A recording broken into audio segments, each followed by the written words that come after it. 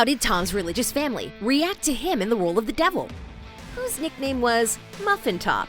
And who has been known to appropriate things from the set? Hi, I'm Janet. Let's go!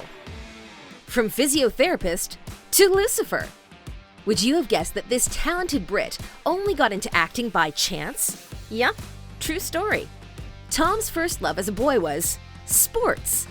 Well, looking at this, we're not that surprised. Prior to discovering his true passion, Ellis wanted to go into sports rehabilitation or become a physiotherapist. According to him, he wasn't good enough in any of the sports he played to continue professionally. So he figured the only way to run with the athletes on the track was to be the guy with the magic sponge and the freeze spray. This guy's sense of humor, though. The roundabout way he got into acting is really interesting. It turns out he had just dropped one school subject he wasn't enjoying and needed a replacement. So, his old English teacher, who was teaching a theater studies class at the time, suggested he join their group. I think you'd really enjoy theatre studies. I've got 12 girls and I've got one boy. I need boys. And I was like, how many girls?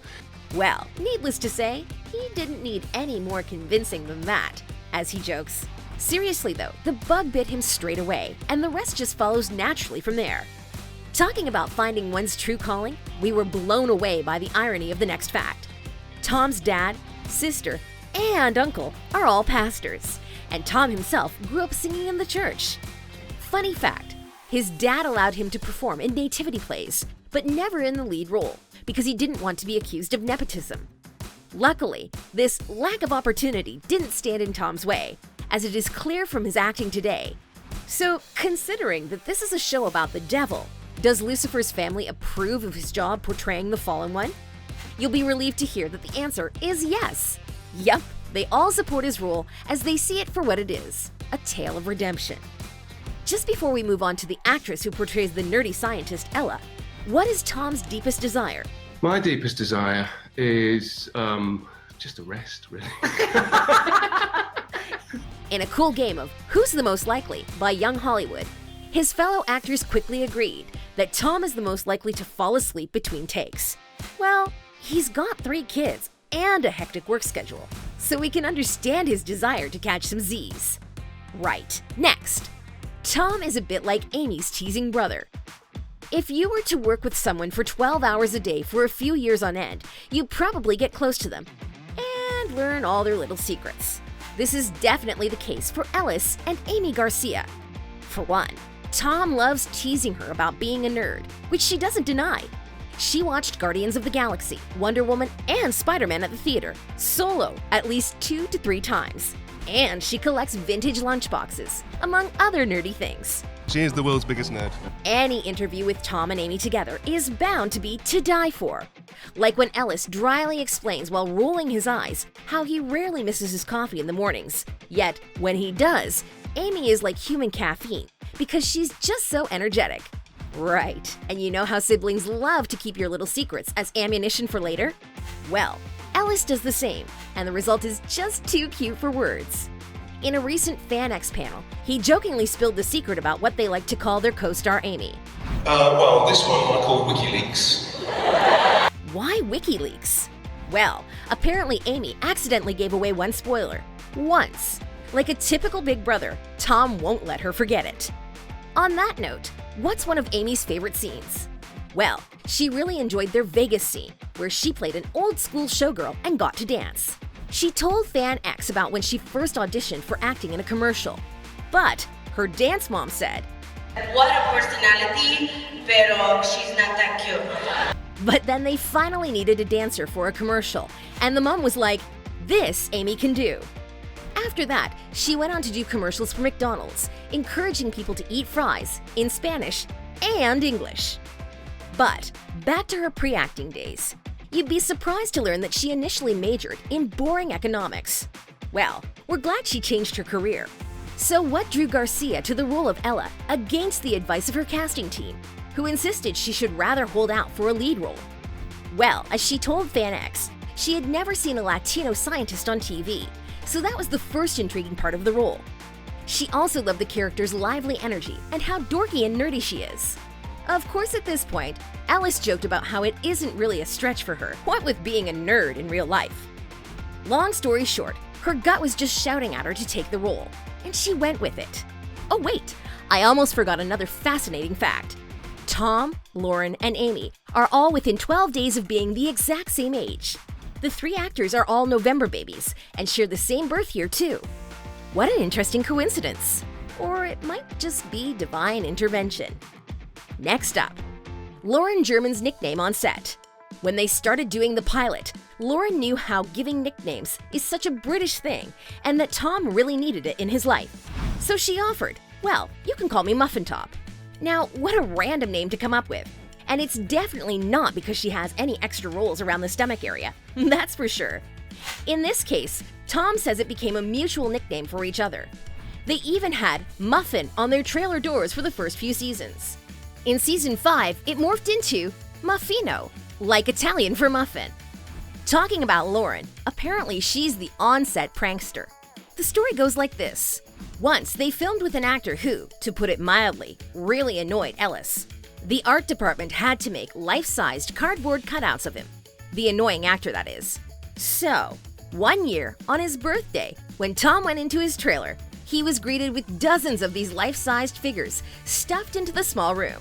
He immediately realized it was Muffin, aka Lauren, behind it all, and had just gotten over it when he went into the bathroom, and whoa, there were 3 more in the loo. Needless to say, he still remembers that prank to this day. One to tell his grandchildren one day.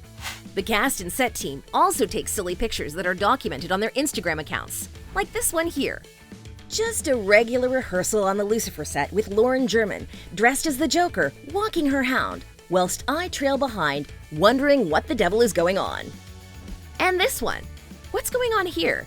It seems DB Woodside has no idea himself, but it appears he's won whatever's going on. And these behind-the-scenes photos prove that the Lucifer love is real. Who do you think would get an amen for the most likely to stalk someone on social media? This exact question was asked in an interview with Young Hollywood. On this particular day, Lauren wasn't even there to defend herself, and her co-stars were quick to throw her under the bus. Lauren German. Yeah. Germ. Yeah, Germ. Okay, Germ. Yeah. Okay, I'll go in. Lauren German. She's a stalker. Right. Next, thou shalt not steal. Well, when asked about whether they ever took things from the set, most of them said yes. For example, Kevin stole a bobblehead of himself, while Lauren admitted owing most of her wardrobe to the show. And the one most likely to risk their life for a good selfie award goes to Lesley-Ann Brandt. Her co-stars were quick to giggle at this question, and then immediately named her. Can you imagine anyone else playing Maze?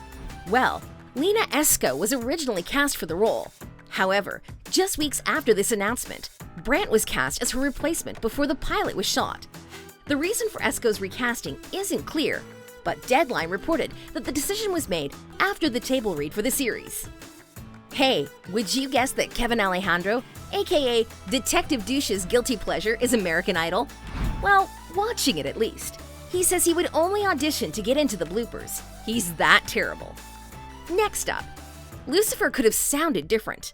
This handsome devil is a multi-instrumentalist and a powerful singer. Apart from the trumpet, he also plays guitar and a bit of piano, although it's not him tinkering on the ivories in Lucifer. Now, in Neil Gaiman's Sandman novels, which serve as a very loose inspiration for Lucifer, the devil only played piano. He didn't sing. The fact that our Lucifer sings is thanks to Ellis and a night of drinks that exposed hidden talents. During season 1, the whole group, including the writers, went out and ended up in a karaoke bar. Tom treated them to his favorite, Mustang Sally, and the rest is history. Oh, and about Lucifer's accent?